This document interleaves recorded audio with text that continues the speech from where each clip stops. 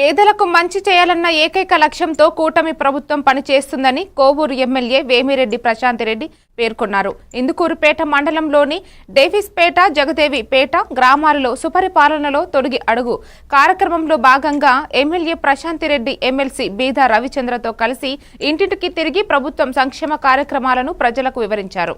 ఆమె ప్రజల నుంచి ఇళ్ల స్థలాలు, పెన్షన్లకు సంబంధించిన వినతి పత్రాలు స్వీకరించారు.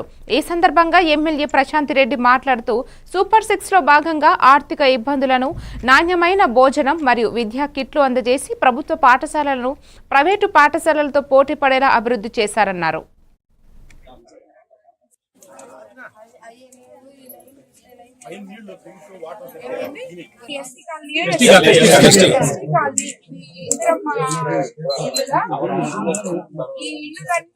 హౌసింగ్ వాళ్ళు ఉన్నారా?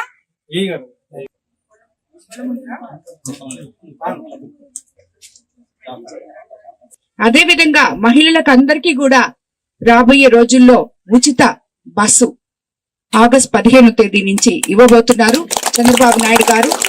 ఆయన మాట ఇచ్చిన ప్రతి ఒక్కటి నెరవేర్చుకుంటూ వచ్చారు. ఎలక్షన్స్ అయిపోయినప్పటి నుంచి ఏదైతే ల్యాండ్ యాక్ట్ రద్దు చేస్తామన్నారో చేశారు. ప్రతి నెల ఇప్పుడు 13 నెలల నుంచి అవాతాతలకి 3,000ని 4,000 పెన్షన్ చేస్తున్నారు. 1వ తేదీ ఆదివారం వస్తే 31వ తేదీ వాళ్ళ ఇళ్లకి వెళ్లి పెన్షన్ ఇస్తున్నాం.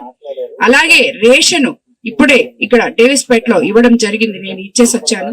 మొదటి వారంలో ప్రతి ఒక్కరికి 1వ తేదీ నుంచి 15వ తేదీ వరకు రేషన్ అందే విధంగా చేస్తున్నారు. ఎవరైనా 60 ఏళ్లు పైబడిన వాళ్ళు రాలేకపోతే అక్కడికి వాళ్ళ ఇళ్ల దగ్గరికే పంపిస్తున్నాము.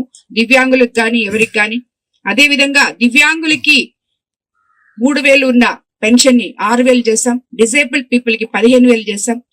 దీపం 2 పథకం కింద ఉచిత గ్యాస్ సిలిండర్లు మహిళలకు అందించడం జరిగింది. ఉచిత ఇసుక ఇచ్చి మనము ఎంతో మంది కార్మికుల్ని ఆదుకోవడం జరిగింది. ఇలా చెప్పుకుంటూ పోతే ఎన్నో మనం